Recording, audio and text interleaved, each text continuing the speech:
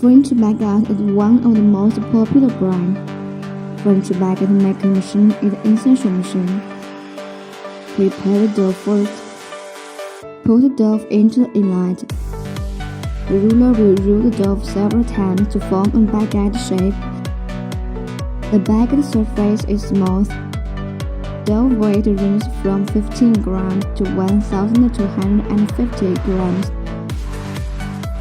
Capacity is about 1,200 pieces per hour. A light hand wheel or machine is used to adjust thickness of the dough pressing.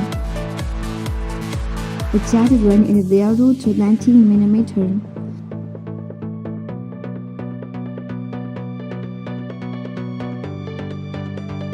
The machine needs to be cleaned every day after using. It's also used for other bread forming.